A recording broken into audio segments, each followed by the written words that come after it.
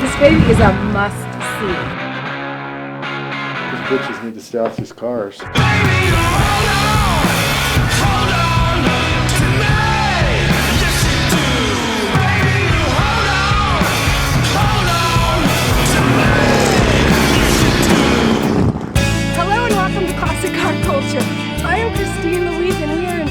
California, and it is freezing. Here to talk to Robert Atkinson, who is a well-known and respected tattoo artist. He is also a member of the prestigious car club, which boasts members worldwide.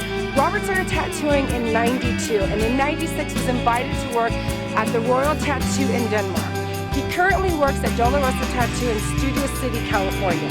Although Robert can do it all, he is known for his large-scale Japanese-inspired work. He's also married and has 2 kids. That is one busy man.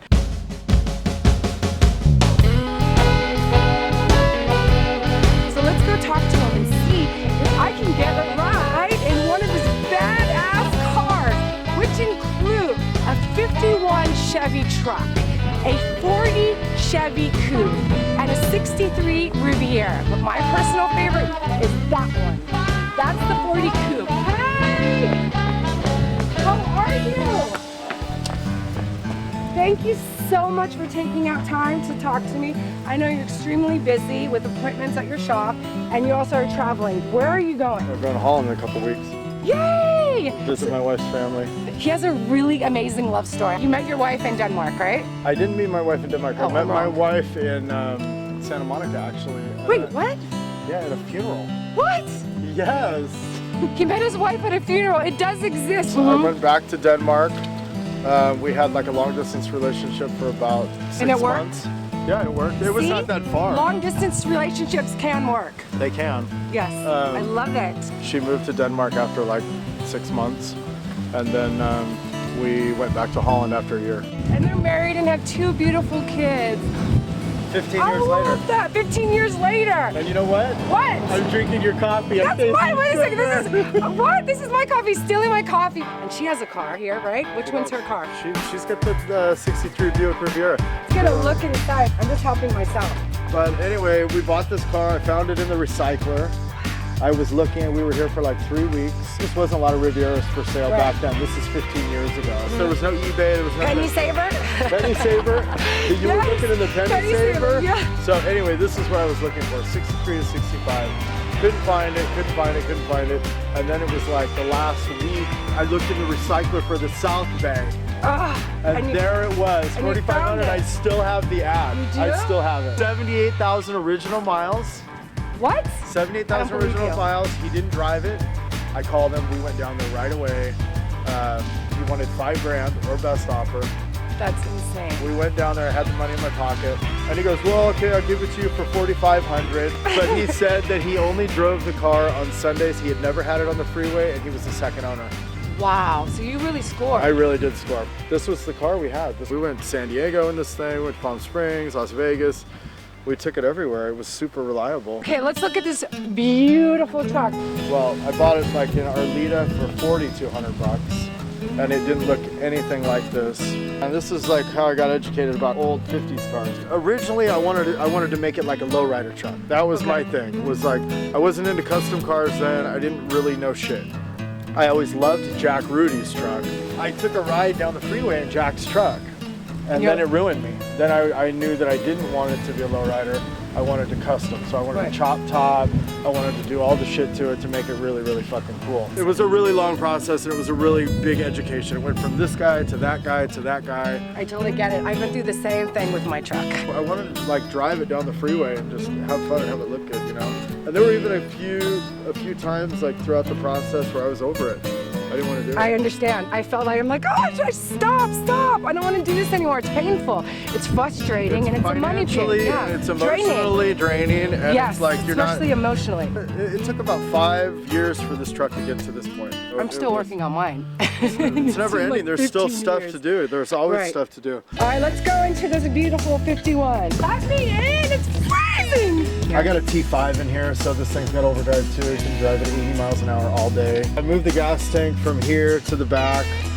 I mean, it's, you know, a driver. Yeah, it looks good. Not a show car by any means. But that's the funny thing. It does look like one.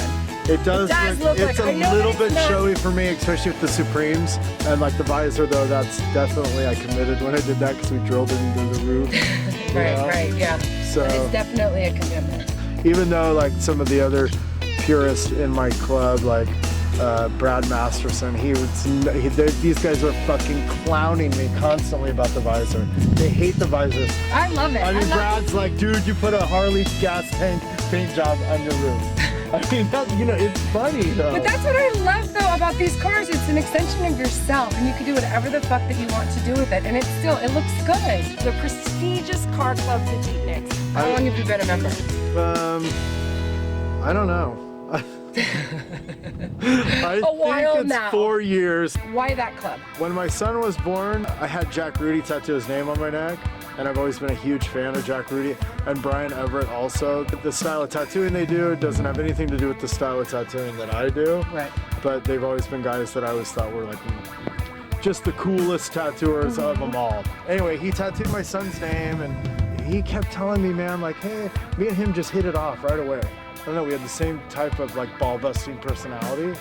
So we just... Yeah, he is a super sweet guy, but a ball buster. They started the club in '92, which is the same year that I started tattooing.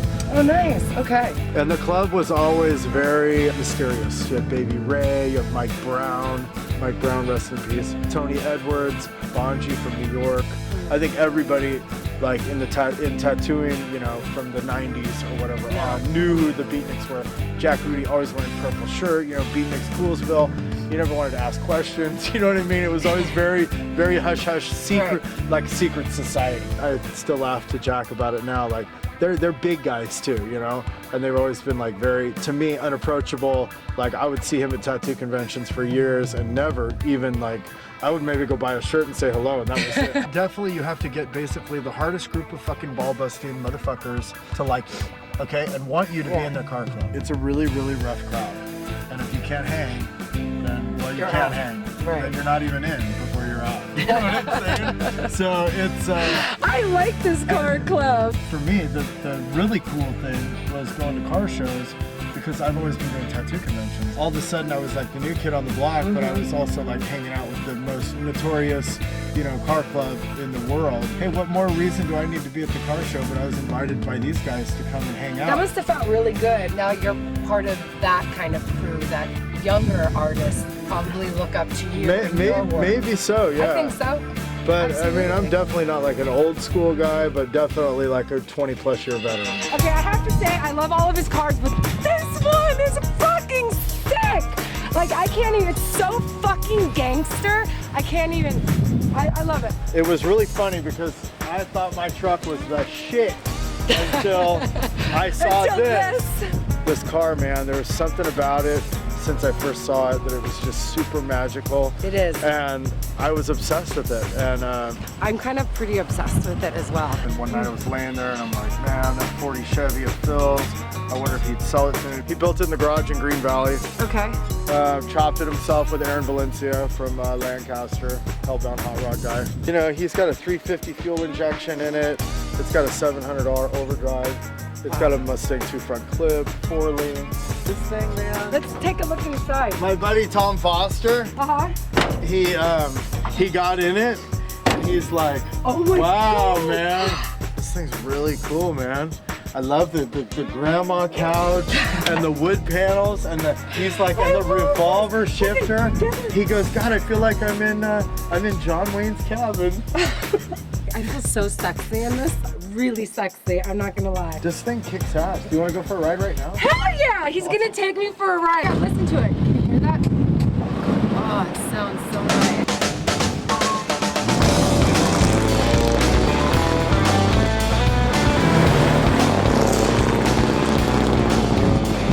I'm seriously so fucking jealous. This car drives. It's insane. No, I always get it. dreamed of having it. Yes, I get it. And then like being in it and driving it, it's like, I don't know, there's something about this car. And now I'm like, couldn't be happier. I'm happy, and I don't even own this car. This is the car for me, and this Right. is like way more Your my style and like what I'm into. It's a little more rare, you know. And the chop is amazing. That's another thing about the old cars for me, is being in an old car, like the experience of driving it. It's very in the moment for me, and I love that. And this car has so much soul. Just get in it and you drive. Well, and he built it for himself, and he built it right, and it was all done one time. But at least you get to enjoy it and appreciate it. You I get don't to get drive it. If you can't, me too. drive it and like have kind of a relationship with your car, I feel like it's just not. What's the a point? show car, I don't know. It's like having a Hot Wheel collection, I guess, for rich guys. It's cool. Don't get me wrong. If I had the money, I would have that Me shit too. I'm not gonna lie. If I had the money too, I don't either. If So I I had the money appreciate and the it. space, I would be all about doing that shit. But for me, I just want to have cars I can drive that look good. He was such a pain before this happened. It almost canceled on me like about 5 times. No, only once. I had to literally go into his shop and bug the fuck out of him and say, Monday. And he was like, oh, okay. Did I? No, you think you're exaggerating. I am exaggerating. Thank you so much. You're an amazing artist and such a rad person, and your wife's amazing.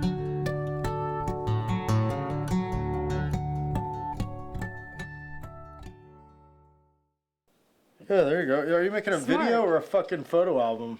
I mean, that's What's with the fucking attitude?